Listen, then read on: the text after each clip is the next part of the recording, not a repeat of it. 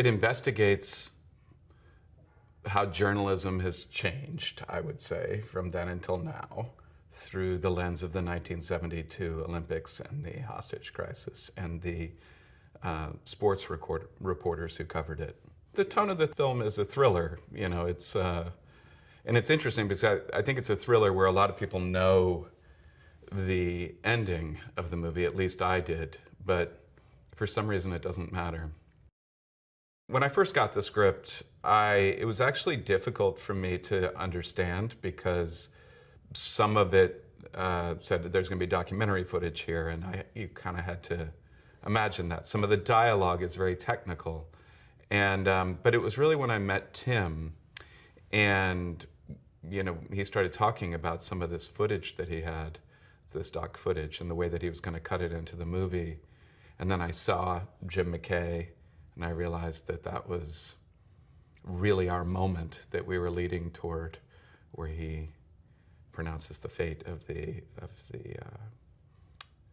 everyone involved.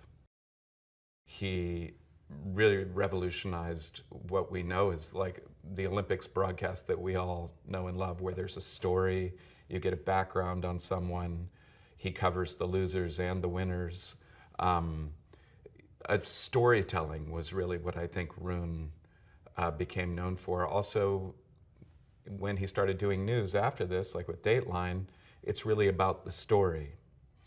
And I'm always a little suspicious of that kind of thing, because as a storyteller myself, I know that, as a person who's told stories that were based off of real events, I know that sometimes the story becomes more important than the facts.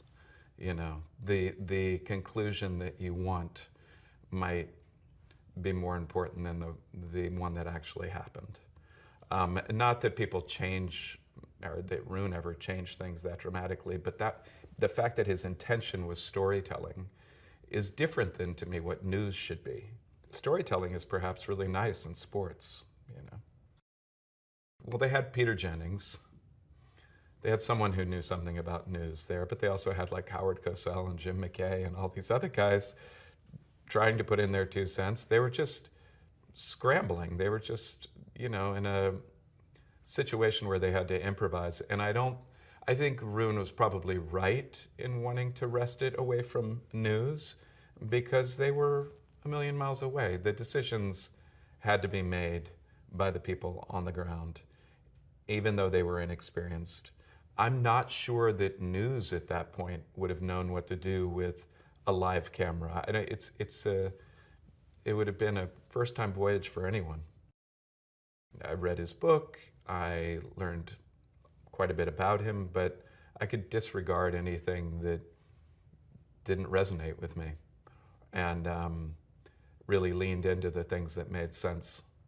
And so yeah, I was just thinking about how if you're playing someone who's a real life person and they come to set, I've also had that happen.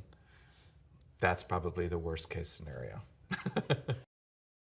John Magaro, he plays Jeffrey Mason, who came in like he was just the kid who was on the night desk, and when the shots were fired and the decisions started having to be made, he was the guy.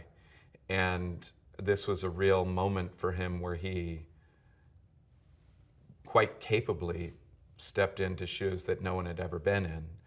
And, if there was one person I did not envy on set, it was John Magaro, having to stand there with the headset on and talking to Jim McKay, who's documentary stuff, and guys in the room in language that is very specific language to the people that are in these control rooms, calling out things. He always had like 6 things going on, which was kind of amazing. The main thing about all of these roles and the way that we interact in the film is, and it's really particular to this film, is there's no one who is it's a shared responsibility carrying the narrative of this movie between these actors. We are working as a single unit in the way that those people are. And I think that's pretty rare in films these days. A lot of the time you have, you know, the number one actor, and then it's like a pyramid down away from them. And that's really one of the main things that attracted me to doing the film, was the opportunity to be in a genuine ensemble. Bader is like, to me, he was the guy that was always coming up and worrying. He was the moral compass in some way to me. He was the guy who really thought of the, you know, the real conflicts, the real issues. And I obviously am somebody who was more interested in plowing ahead and doing whatever we had to do to cover this in the most complete way that we could and tell the story as it evolved. Leonie plays, we end up using her as a translator. She's and I would also say she becomes kind of because she's German, she becomes the German conscience of the film. Tim is really, really compulsive about detail, and he wanted everything to be pretty much as it was. We built it, the set got the same layout as the studio had. All of those monitors that are on the wall were showing real images from the Olympics. Most films would have those green screened, and we would add them later for ease of filming, because what if it's a different moment behind my head and all that sort of stuff. He really didn't concern himself that much with that. The more important thing to him was that we had a physical reality, and that really anchored all of us. We're in a very small room. There's actually 2 cameras usually going simultaneously. We have quite a bit of freedom as actors, so actors will sometimes be moving to slightly different places and getting picked up in different ways. And I think because you're in this small room, sometimes you don't have reference to where you are in the room. Oddly, it felt free to me. That said, you're ducking under cameras and stepping over cables, and it kind of made the ensemble even bigger. The ensemble included, you know, the guy operating the boom, and, you know, the focus puller, and the cameraman, and everyone. We're all kind of doing it together. It was a little dance we had to work out for every scene. Oh no, we're now going to all pivot the other way, then I'll go under, then I'll come up. And I loved it. We would also shoot every scene basically from beginning to end. We didn't do pickup coverage. So you do it again, you do it again, you do it again. And I guess I really like acting, so I don't mind doing it again and again. The type of acting that we had to do had to be able to cut with Jim McKay talking, real world people. And so we had to have it be a particular kind of acting. Not all kinds of acting has to be like this, but it just had to have a real authenticity to it. One of the main things that helped us with that authenticity was the fact that if you flipped the switch like that, the light went off. Or you went like this and the TV went off. Or you went like that and the fax worked. Or the reels, right? It just grounds you in reality. It would have been, you know, actors like to act, and sometimes I would actually say actors like to show off. We all do. And that will kind of lead you away from reality. Being in a type group like this, where there's really not a lot of grandstanding moments, you know, it's all a real shared experience with these real machines and everything. I think it just was the only way of doing it. I guess first of all, I hope that they are carried along by the thriller aspect of the movie. But I think where it leaves you in the end is asking some of these questions I was just talking about, like who gets to tell the story? And does news need to be a story? These stories are quite rare. I mean, they're common, but we don't know about them. So I suppose it was a little window into a small aspect of a global event, and the actual real people that were part of that happened to be caught up in that moment. and I found that the script was very precise, very clear, and I thought the voices were very distinct. It was a live unfolding event, tragedy, and it was being shot live and broadcast live. So that's pivotal. Yeah, that's a pivotal moment, and it's also something that you can't. It's a Pandora's box moment, I guess. You can't go back. In our movie, what's going on in that world? The Olympics take second seat to the ongoing live terrorist situation where terrorists have overtaken the Israeli Olympic Village athletes' house and have taken some Israeli athletes hostage. And so the fundamental decision in this room is, can we cover it live? And if so, how do we do it? And if we do it, then what if something really bad happens and we're shooting it and it's being broadcast live? That's the fundamental question, I think. That's one that my character, Marvin Bader, asks of Rune Arledge. Rune Arledge doesn't feel necessarily that he has a responsibility to that. His responsibility is to shoot it. And I think there's an argument for both sides. There's a fundamental question which arose for the very first time, in Munich, 1972, which is, oh, well, it's on TV, so I believe it, right? We're living with that exponentially increased now, to the point where it's affecting our realities massively, people's consciousness.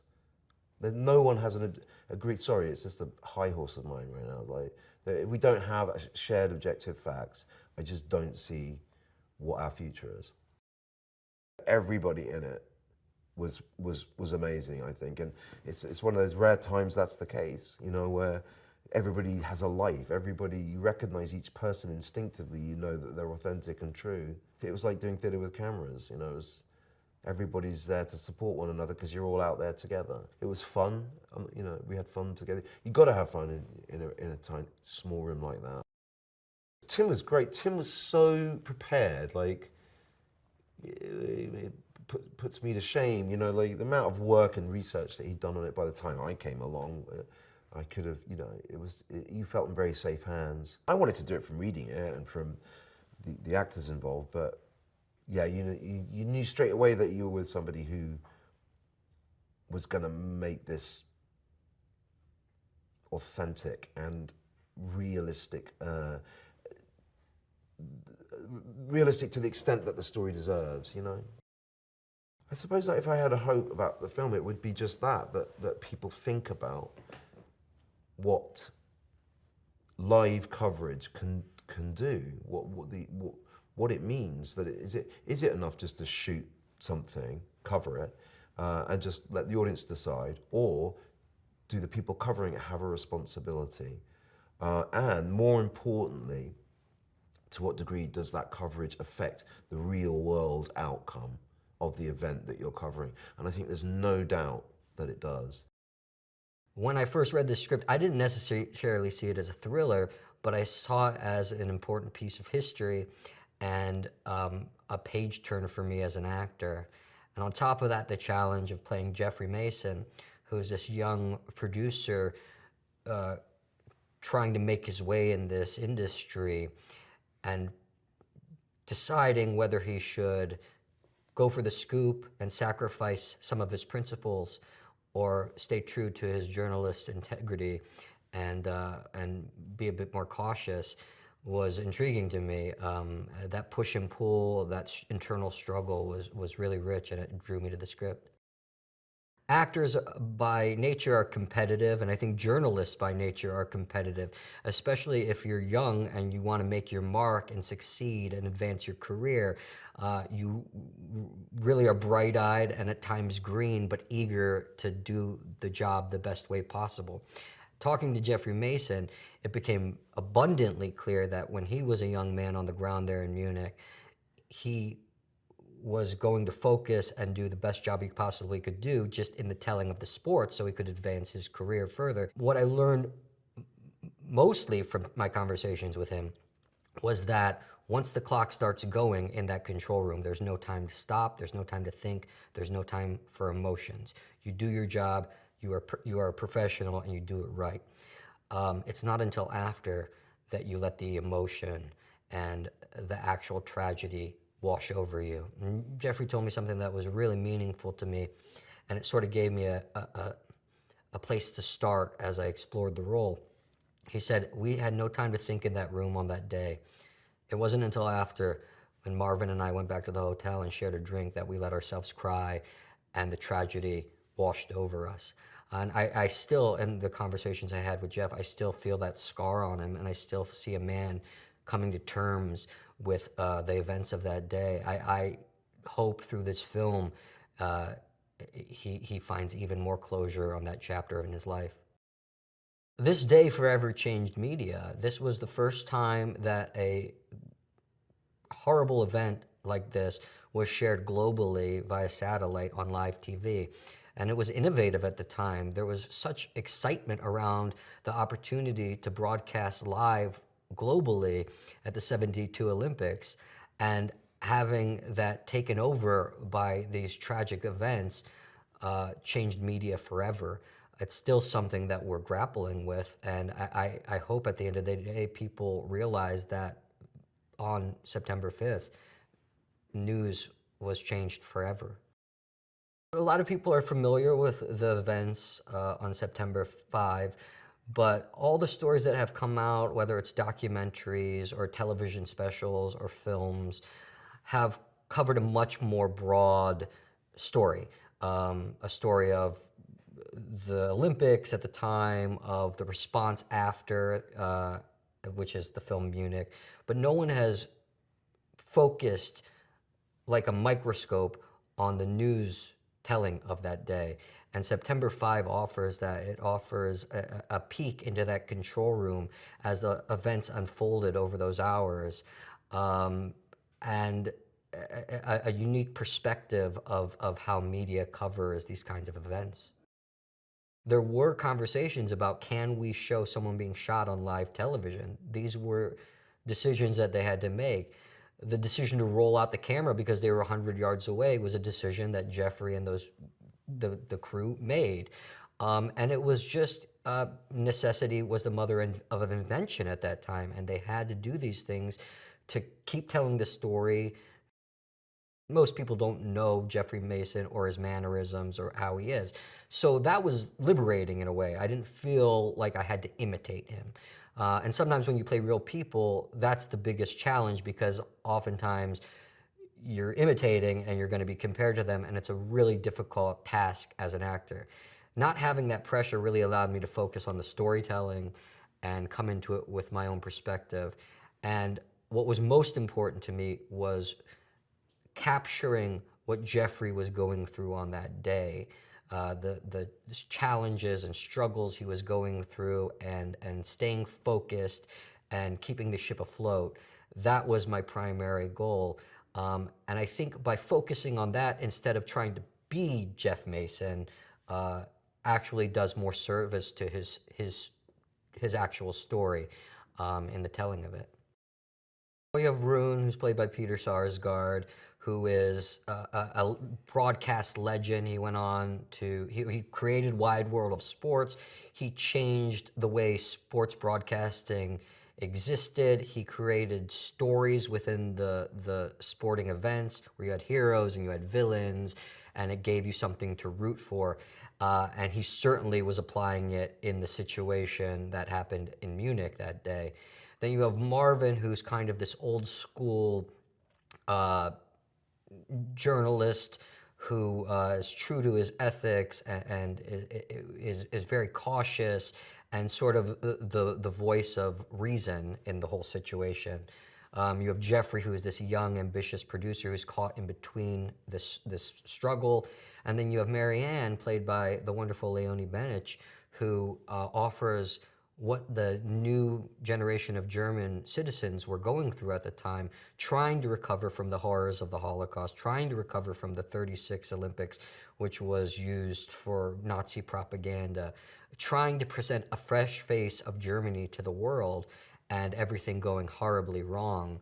And Leonie delivers a sensitive and striking performance in that character.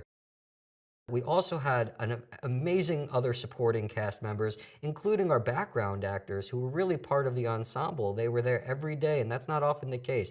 We had background actors who were there every day, who were given lines, who rose to the challenge to make this film as special as it could be.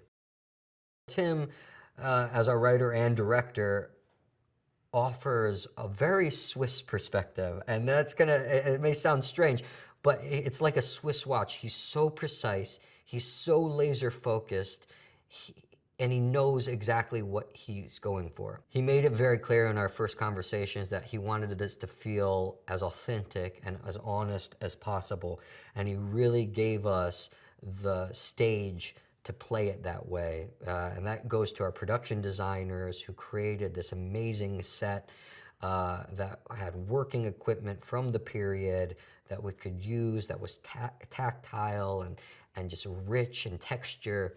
And that was all because of Tim's focus and his research and his study and his ability on the day to let his actors be free. Sometimes you have a camera crew that doesn't feel like they're dancing with you. Marcus was constantly dancing with us, and he gave us the room to do what we needed to do while still capturing exactly what he wanted to do. And I think that was in conversations with Tim and him, Marcus and Tim, figuring out that they wanted this to feel almost like it was a documentary crew who was in the room filming it. So it gave us the room to just play the scenes and focus on that instead of worrying about hitting marks, worrying about hitting lights. But also his lighting of it, we had such control of that room because it was a stage and so much preparation was put into the lighting of it that they were easily able to pivot with the actors' movements.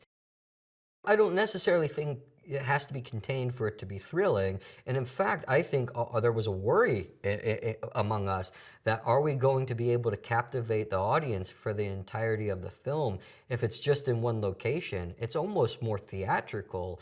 You know, this could be a play on Broadway.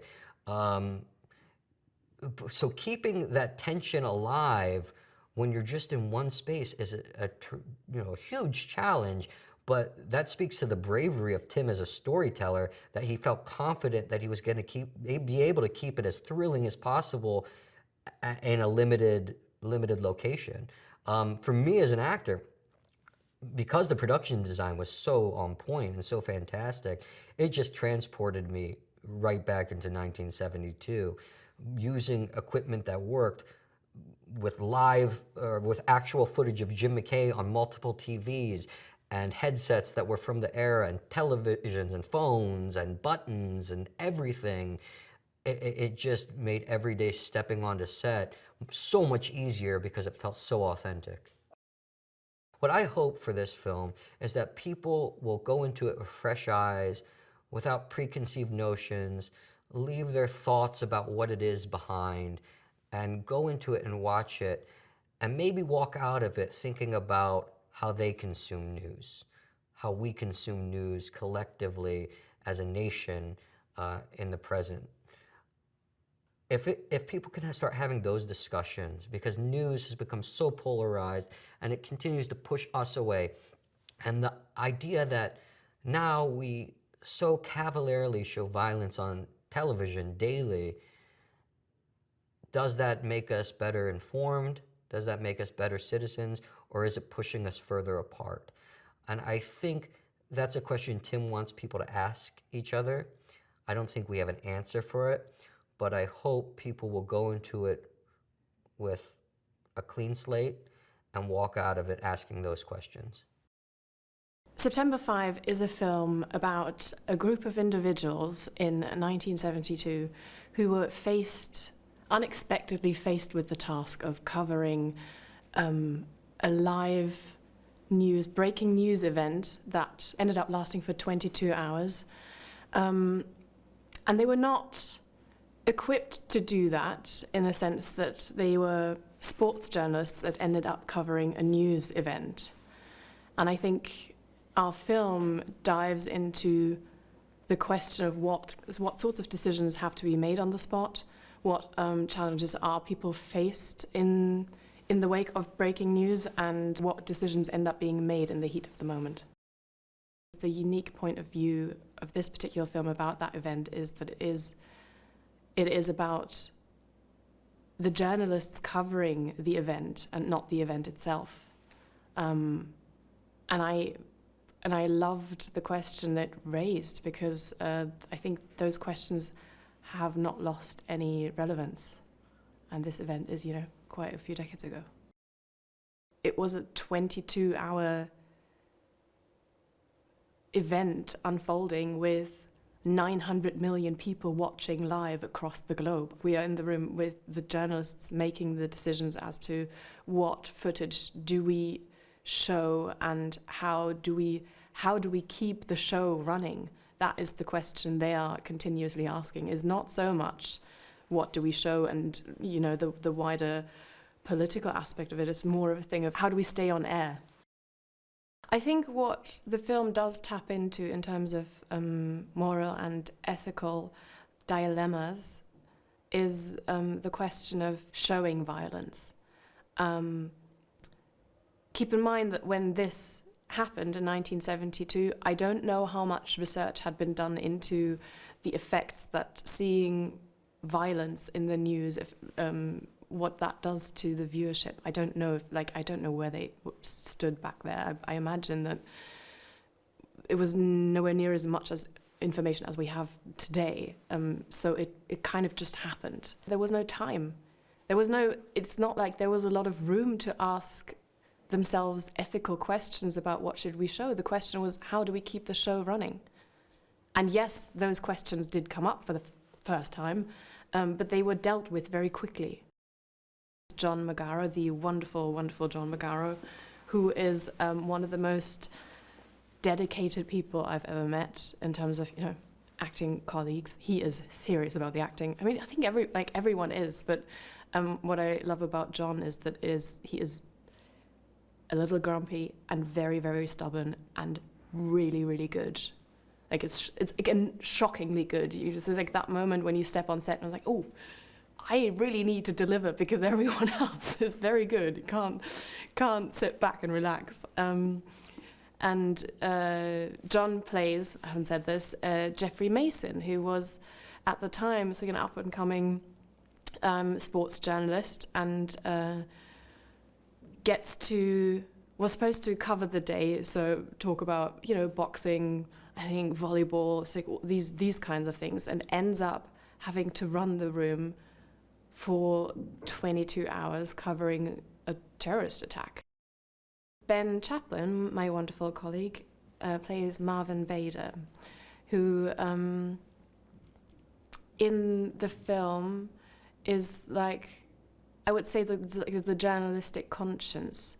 So where we have Rune Arledge, who's all about keeping the show on air and viewership and visionary storytelling, Marvin Bader actually raises most of the very important questions about, do we show someone being shot on live TV, and what is our responsibility here? What people said about Marvin Bader, and that he was a bit grumpy but very loving and warm, and I think he captured that in his performance.